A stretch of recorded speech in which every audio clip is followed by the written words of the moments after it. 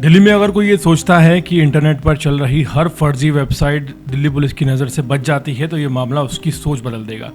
Delhi police की special cell की intelligence fusion and strategic operations unit ने ऐसे अंतर्राज्यीय साइबर रैकेट का पर्दाफाश किया है जो bkprints.in और bkprints.xyz जैसी वेबसाइट के जरिए महज 100 रुपये लेकर फर्जी Aadhaar card, voter card, PAN card, जाति प्रमाण पत्र, जन्म और मृत्यु प्रमाण पत्र जैसे सरकारी दस्तावेज तैयार कर रहा था। पहली नज़र में ये दस्तावेज बिल्कुल असली लगते थे, लेकिन हकीकत में इनका किसी सरकारी रिकॉर्ड से कोई भी लेना देना दूर दूर तक नहीं है। इस मामले में दिल्ली पुलिस ने 2 मुख्य आरोपियों विदेशी सावा और संतोष कुमार को गिरफ्तार किया है। जांच में ये पता चला है कि ये कोई छोटा मोटा फर्जीवाड़ा नहीं था, बल्कि तकनीक की मदद से चलाया जा रहा एक संगठित साइबर अपराध था। इस पूरे ऑपरेशन की सबसे खास बात सिर्फ गिरफ्तारी नहीं, बल्कि वो यूनिट है दिल्ली पुलिस की जिसने इस पूरे नेटवर्क को पकड़कर बेनकाब किया है। यह है दिल्ली पुलिस की intelligence fusion and strategic operations unit. आम लोग इस यूनिट के बारे में बहुत कम जानते हैं, लेकिन साइबर अपराधियों के लिए ये दिल्ली पुलिस का सबसे मजबूत हथियार मानी जाती है। IFSO का काम सिर्फ FIR दर्ज करना या अपराध होने के बाद कार्रवाई करना नहीं।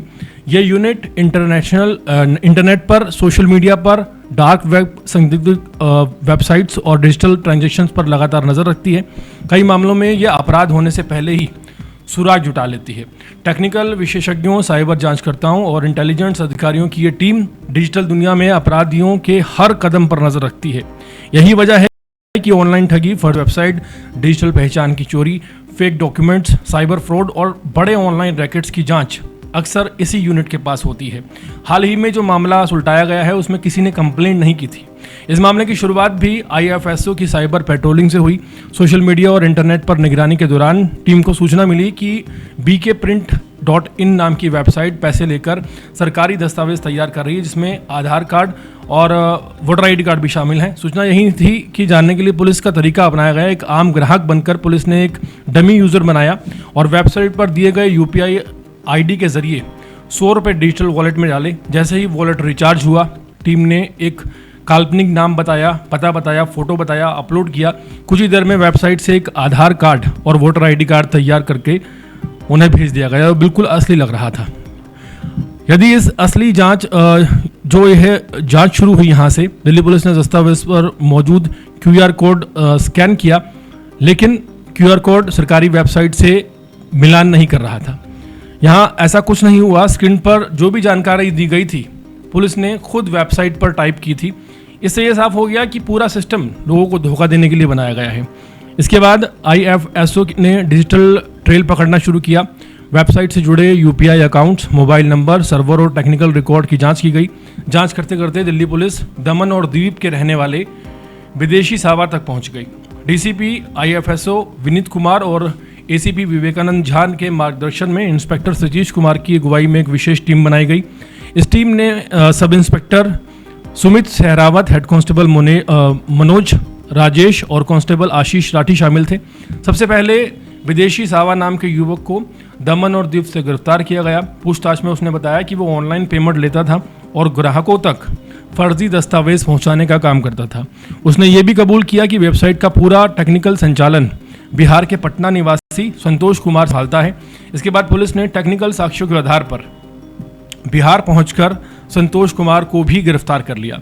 उसके कब्जे से वेबसाइट का source code, hosting configuration, digital record और ग्राहकों का डेटाबेस बरामद किया गया। पूछताछ में सामने आया कि आरोपी bkprint.in और bkprint.xyz जैसी वेबसाइट चला रहे थे। ग्राहक पहले डिजिटल वॉलेट रिचार्ज करते थे, फिर अपनी मर्जी से कोई भी नाम, पता, जन्मतिथि और फोटो उसमें भरते थे। कुछ ही मिनटों में हूबहू सरकारी दस्तावेज जैसा एक कार्ड डाउनलोड हो जाता था। यही इस गिरोह का सबसे खतरनाक पहलू था। ऐसे फर्जी दस्तावेजों का इस्तेमाल सिर्फ पहचान पत्र दिखाने तक सीमित नहीं रहता था। इनका इस्तेमाल बैंक खाते खुलवाने, सिम कार्ड लेने, फाइनेंशियल फ्रॉड करने, पहचान की चोरी, सरकारी योजनाओं का गलत लाभ उठाने और कई अन्य अपराधों में किया जा सकता था। अगर समय रहते ये रैकेट नहीं पकड़ा जाता तो इसका दायरा और भी बड़ा हो सकता था। पुलिस ने विदेशी सावा के पास से 2 मोबाइल फ़ोन, एक Realme Narzo 70 Pro 5G और Redmi और एक Lenovo iPad और लैपटॉप और एक QR कोड साउंड बॉक्स बरामद किया है। वहीं संतोष कुमार के पास से ASUS, Vivo box, laptop, mobile phone, website का रिसोर्स कोड, होस्टिंग रिकॉर्ड, ग्राहकों का डेटाबेस और BKS तथा BKS ऑनलाइन सर्विसेज नाम का इलेक्ट्रॉनिक दस्तावेज पुलिस को मिले हैं। दिल्ली पुलिस अब ये पता लगाने में जुटी है कि इस नेटवर्क में और कौन कौन लोग शामिल थे, साथ ही उन लोगों की पहचान भी की जा रही है जिन्होंने इन वेबसाइट से फर्जी दस्तावेज बनवाए हैं और उनका गलत इस्तेमाल अपराध या धोखाधड़ी में किया गया है। ये मामला महज 2 आरोपियों की गिरफ्तारी तक सीमित नहीं है, बल्कि एक बड़ा संदेश है। आज अपराधी हथियारों से कम और टेक्निक से ज़्यादा अपराध कर रहे हैं। ऐसे में दिल्ली पुलिस की intelligence, fusion and strategic operation जैसी यूनिट जो है वो पर्दे के पीछे रहकर डिजिटल अपराधियों तक पहुंच रही है, जो खुद को इंटरनेट की दुनिया में सुरक्षित समझते हैं। ऐसी कार्रवाई के एक बार फिर ये साबित कर दिया है कि चाहे अपराधी देश के किसी भी कोने में बैठकर गलत वेबसाइट चलाएं, ऑनलाइन फर्जीवाड़ करें, अगर डिजिटल सबूत छोड़ेंगे तो पुलिस साइबर जांच से बच पाना बिल्कुल भी आसान नहीं होगा। यही वजह है कि IFSO आज दिल्ली पुलिस की उन चुनिंदा इकाइयों में मानी जाती है जो बिना शोर शराबे के देश के सबसे जटिल साइबर अपराधों की परत खोलने का काम कर रही है।